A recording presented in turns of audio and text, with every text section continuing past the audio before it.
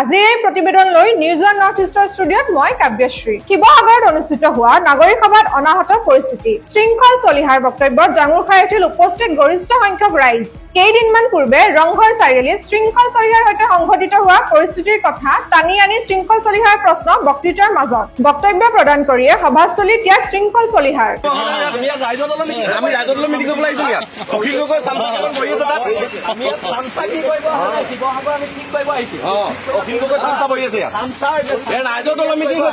নাগৰিক সভা হোৱা নাই, ৰাইজৰ দলৰ মিটিং হৈছে এখন।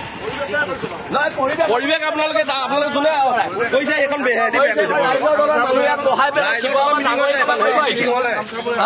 চামচাগিৰি আমি নকৰো। বৈ বৈ তাতে চামচাগিৰি কৰিবলৈ আহিছে। ৰাইজৰ দলৰ মানুহগাল এগালমান বহাই থব, আকৌ কাকো মাতি পাতিবই নালাগে, এনেকুৱা পাতিবই নালাগে। ৰাইজৰ দলৰ মিটিং পাতিব লাগিছিলে। অখিল গগৈ সভাপতিত্ব দিব লাগিছিলে এখন। অখিল গগৈক তাত সভাপতিত্ব দিব লাগিছিলে। নাগৰিক সভা নিৰপেক্ষ হোৱা নাই বুলি অভিযোগ চলিহাৰ। বিশেষ এটা ৰাজনৈতিক দলৰ মানুহ সভাত বেছি আছে বুলি উল্লেখ কৰি শৃংখলৰ মন্তব্য। এয়া নাগৰিক সভা নহয়, ৰাজনৈতিক সভাহে। পৰৱৰ্তী সময়ত আমি নাগৰিক সভা পাতিম, শিৱসাগৰৰ জ্যেষ্ঠ লোকসকলে নেতৃত্ব ল'ব। এইদৰে মন্তব্য কৰি সভা ত্যাগ শৃংখল চলিহাৰ। ইপিনে বীৰ লাচিত সেনাৰ নেতা শৃংখল চলিহাই জিলাখনৰ মাজত যে এক সাম্প্ৰদায়িক সংঘৰ্ষ লগাবলৈ চেষ্টা কৰিছে, ই প্ৰকট হৈ পৰিল জিলাখনৰ কেতবোৰ ব্যক্তিৰ বক্তব্যত। উপস্থিত আছিলো আমি তিনিজন ৰাতি 12:30 বজালৈকে। জ্যেষ্ঠ সাংবাদিক ভৈৰৱ মুণ্ডা, জ্যেষ্ঠ সাংবাদিক জয়জ্যোতি গগৈ আৰু মই, আৰু লগত আৰক্ষী প্ৰশাসন। এই কথাটো মই এইকাৰণে শৃংখলৰ বক্তব্যৰ পিছতে ক'বলৈ আহিছো যে শৃংখলক হয়তো কোনোবাই ভুল পথেৰে পৰিচালিত কৰিছে। শৃংখলক কোনোবাই মিছা ইনফৰমেশ্যন দিছে যে তাত কিবা সাম্প্ৰদায়িক শ্লোগান হৈছিলে, তেনেকুৱা ধৰণৰ কোনো কথা তাত হোৱা নাছিলে। কিয়নো তাৰ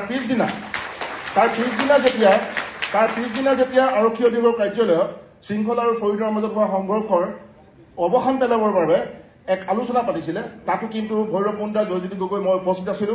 তাত উপস্থিত আছিলে শিৱসাগৰ জিলাৰ অতিৰিক্ত আৰক্ষী অধীক্ষক সদৰ, শিৱসাগৰ জিলাৰ অতিৰিক্ত আৰক্ষী অধীক্ষক ক্ৰাইম আৰু শিৱসাগৰ জিলাৰ উপ আৰক্ষী অধীক্ষক। আৰু তেতিয়া সেই বিষয়টো উত্থাপন হওঁতে কিন্তু আৰক্ষী প্ৰশাসনৰ ফালৰ পৰা সেই আলোচনাতে স্পষ্ট কৰি দিয়া হৈছিলে যে তাত কোনো ধৰণৰ সাম্প্ৰদায়িক শ্লোগান দিয়া হোৱা নাছিলে আৰু কাৰোবাক আক্ৰমণৰ কাৰণে কোনো অস্ত্ৰ শস্ত্ৰৰে তাত সজ্জিত হোৱা নাছিলে। এয়া মোৰ কথা নহয়, এয়া হৈছে শিৱসাগৰ আৰক্ষী প্ৰশাসনৰ কথা। এই কথাটো মই কৈ দিয়াটো এইকাৰণে জৰুৰী বুলি ভাবিলো, নহলে ইয়াত উপস্থিত মানুহৰ মাজত কিছুমান মিছাৰ বাৰ্তা তেওঁলোকে লগত লৈ যাব পাৰে। আৰু দ্বিতীয় কথা, মই এই মঞ্চৰ পৰা মই শৃংখলৰ প্ৰতি এটা অনুৰোধ জনালো যাতে ভৱিষ্যতৰ দিনত য'ত আৰক্ষী প্ৰশাসনে তেনেকুৱা ধৰণৰ কোনো ঘটনা হোৱা নাই বুলি কৈছে, তেওঁ যাতে কোনো সামাজিক মাধ্যম আৰু প্ৰচাৰ মাধ্যমত যাতে এই কথা কৈ পৰিৱেশ বিনষ্ট নকৰে। ধন্যবাদ। ৰংঘৰ চাৰিআলিত সাম্প্ৰদায়িক শ্লোগান দিয়া অস্ত্ৰ শস্ত্ৰ লৈ আক্ৰমণ কৰিবলৈ অহা বুলি শৃংখল চলিহাৰ বক্তব্যক মিছা আখ্যান সচেতন মহলৰ। লগতে এই নাগৰিক সভা ৰাইজৰ দল আৰু বিধায়কৰ পক্ষত অনুষ্ঠিত কৰা বুলি বীৰ লাচিত সেনাৰ নেতাগৰাকীৰ অভিযোগত নাকচ। নাগৰিক সভাৰ আহ্বায়ক তথা জ্যেষ্ঠ সাংবাদিক ভৈৰৱ মুণ্ডাৰ। Bureau' report, news on North east.